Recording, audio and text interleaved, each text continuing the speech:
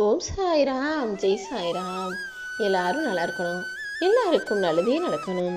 அன்பு குழந்தையே, யாருக்குமே அவ்வளவு சுலபமாக கொடுக்காத அதிர்ஷ்டத்தை என் அன்பு பிள்ளையான உனக்கு எதுக்காக கொடுக்க வந்திருக்கேன் தெரியுமா?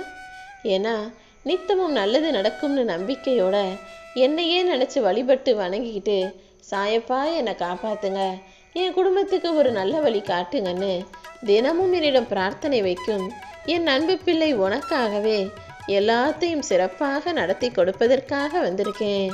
உனக்கு துணையாக நான் இருக்கும்போது நீ ஏன் கவலைப்படணும்? யாரையும் எதையும் தேடி போக வேணாம்.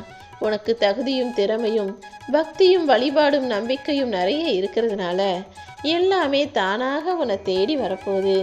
விலைமதிப்பில்லாத அற்புத பரிசையும் உன் கைகளில் கொடுக்க தான் வந்திருக்கேன் என் செல்லமே. எந்த விஷயத்தையுமே தெரிஞ்சுக்காம வாழ்க்கையில் வரக்கூடிய மாற்றங்களை புரிஞ்சுக்காம இருக்கிறது தான் இருள் என்கிற அறியாமை. அந்த அறியாமையை தூக்கி போட்டுட்டு அறிவுள்ள பிள்ளையாக நீ நடந்துக்கோ. இனி உன் மனசுல சலனமோ சஞ்சலமோ கவலைகளோ வரவே கூடாது. எப்போதும் வாழ்க்கையை நினைச்சு நீ சந்தோஷமாக வாழும்படி எல்லாத்தையுமே உனக்கான நல்லதாக நான் நடத்த போறேன். வாழ்க்கையில் யாரையும் பழிக்காதே. நல்லவங்க உனக்கு மகிழ்ச்சியை கொடுப்பாங்க, மோசமான மக்கள் உனக்கு அனுபவத்தை கொடுப்பாங்க, அதுவும் ரொம்ப மோசமான மக்கள் உனக்கு வாழ்க்கைக்கான பாடத்தை கற்றுக் கொடுப்பாங்க.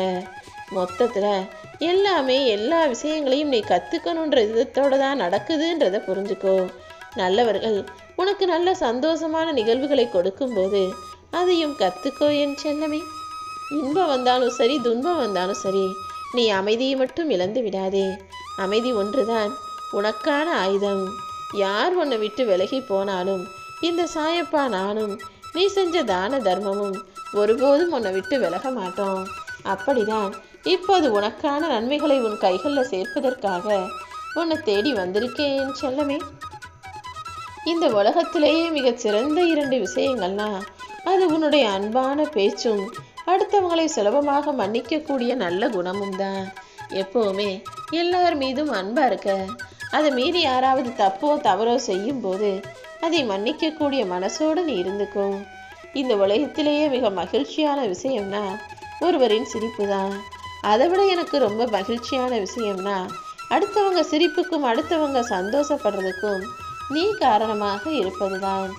எல்லாரும் நல்லா இருக்கணும், எல்லாருடைய வாழ்க்கையும் நல்லா இருக்கணும்னு நினச்சி அதற்கேற்றாற் போல வேலையை செய்கிற உன் வாழ்க்கையை நான் சந்தோஷமாக நிச்சயமாக வாழ வைப்பேன்.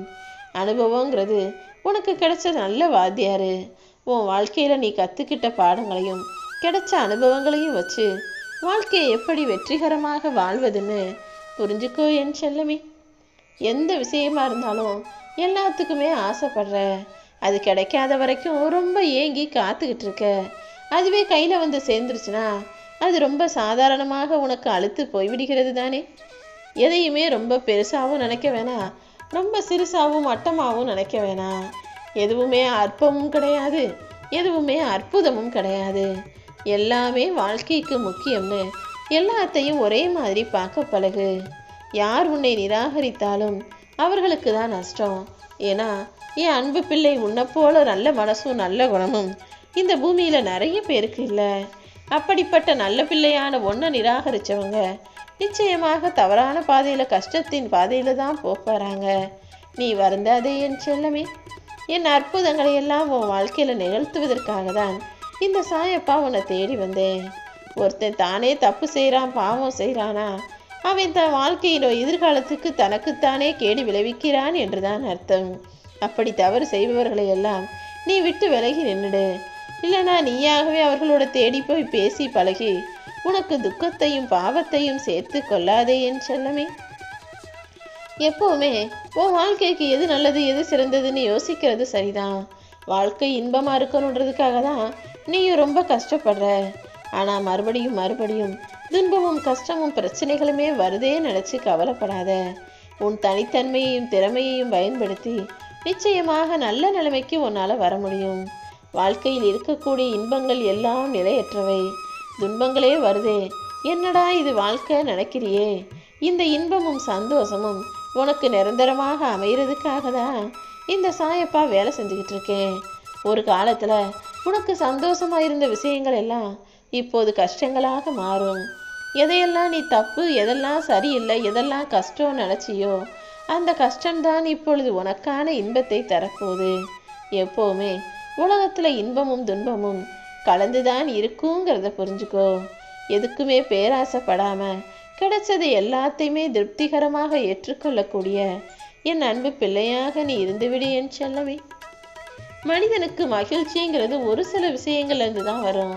அதாவது சொத்து சேர்க்கறது, காசு பணம், நகை வாங்குறது, துணி வாங்குறது, சில விஷயங்களுக்கு மட்டும்தான் நீங்க சந்தோஷப்படுறீங்க. ஆனா பிறப்பும் முதுமையும் நோய் நொடியும் இறப்பும் துன்பமான விஷயங்களோடு தொடர்பு கொண்டதாக இருந்தாலும் அது உனக்கு கஷ்டத்தை கொடுத்தாலும் அது எல்லாருடைய வாழ்க்கையிலும் வந்துதானே தீரும். இப்படி வாழ்க்கையில எது யதார்த்தமோ, எது நடந்தே தீருமோ அதை ஏற்றுக்கொள்ளக்கூடிய மனசோட நீ இருந்தினா எதுவுமே உனக்கு கஷ்டமாக தெரியாதல்லவா? வருந்தாதே என் செல்லமே. உன் வாழ்க்கையில மிக உயர்ந்த நிலையை நான் உனக்காக தர்றேன். இத்தனை நாள் கஷ்டப்பட்ட நீ இப்போது நல்ல சூழ்நிலைக்கு நல்ல நிலைமையில வாழ போற. உனக்கு துணையாக இருக்கக்கூடிய நானு உன் வாழ்க்கையை உயர்த்தி உனக்கு நடக்க வேண்டியதையும் உனக்கு கிடைக்க வேண்டியதையும் நிச்சயமாக கிடைக்க செய்வேன். தேவையில்லாம பொய் பேசுறதோ, அடுத்தவங்க வீட்டில் நடக்கிற பிரச்சனைகளை பற்றி புறம் பேசுவதோ, அடுத்தவங்க மேல கோபப்பட்டு கடுஞ்சல் பேசுவதோ, தேவையில்லாத பயனற்ற சொற்களை பேசுவதோ நீ வேண்டாம். எப்பவுமே நீ பேசக்கூடிய சொற்கள் இன்பமானதாகவும் இனிமையானதாகவும் கேட்கிறவங்களுக்கும் அதை சொல்றவங்களுக்கும் மனசு சந்தோஷத்தை தருவதாகவும் இருக்கும்படி இருக்கட்டும். அடுத்தவங்களுடைய நன்மைக்கும் அடுத்தவங்க வாழ்க்கையில இன்பத்திற்கும் உதவாத எந்த உண்மையை பற்றியும் நீ பேசாம இருப்பதுதான் நல்லது. மொத்தத்துல உன் வாழ்க்கையின் ரகசியங்களையே நான் யாருக்கிட்டையும் சொல்ல வேணான்னு சொல்றேன் இல்லையா? அப்படி இருக்கும்போது அடுத்தவங்க வீட்டு கதை உனக்கு எதுக்கு? நீ உன் வீட்டு கதையும் பேசாத, அடுத்தவங்க வீட்டு கதையும் யாரிடமும் பகிர்ந்து கொள்ளவோ பேச வேண்டுமோ வேண்டாம். எப்போவுமே உனக்கு நீயே தீபமாக இரு. தீபத்தின் ஒளி போல நீ எப்போதும் ஜொலிக்கக்கூடிய நல்ல குணம் கொண்ட பிள்ளையாக நீ இருக்கணும். உன் வாழ்க்கையில நடக்க வேண்டிய அனைத்தையுமே இந்த சாயப்பா நான் நடத்தி தர்றேன். உன் மனசும் உன்னுடைய சிந்தனைகளும் சிறப்பாக இருப்பதற்கு உனக்கு துணையாக நான் இருந்து உனக்கு வழிகாட்டுவேன் என் செல்லமே. எப்பவுமே தேவையில்லாததை பேசி பொழுதை வீணடிக்காம உன் வாழ்க்கைக்கு எது தேவையோ எது அவசியமோ அதை பற்றின விஷயங்களை பற்றி மட்டும் பேசு.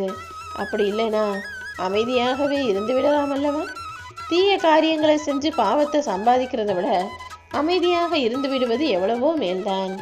செல்வத்தை சேர்த்து வைக்கணும்னு நினச்சி ரொம்ப சிக்கனமாக செஞ்சு வேலை செய்கிறவனும் சரி, அடுத்தவங்களுக்கு காசு பணம் கொடுக்காம எல்லாத்தையும் ஏமாற்றி காசு பணம் சம்பாதிக்கும் கருமியும் சரி, பாவத்தை மூட்டை கட்டி சேர்த்து வச்சு கடைசியில் அது எதையுமே எடுத்துட்டு போகாம தனியாதான் இந்த உலகத்தை விட்டு போறான். சிக்கனமா சேர்த்து வைக்கிறது வேற, கஞ்சத்தனம் பிடிச்சு அடுத்தவங்க வாழ்க்கையை அழிச்சு காசு சம்பாதிக்கிறது வேறு விஷயம் அல்லவா? நீ எப்பவுமே தலை நிமிர்ந்து நிற்கிறத உன் கூட இருக்கிற எந்த சொந்தமும் விரும்ப மாட்டார்கள். ஆனா அதுக்காக நீ இப்படியே இருக்கணும்னு அவசியம் இல்லை.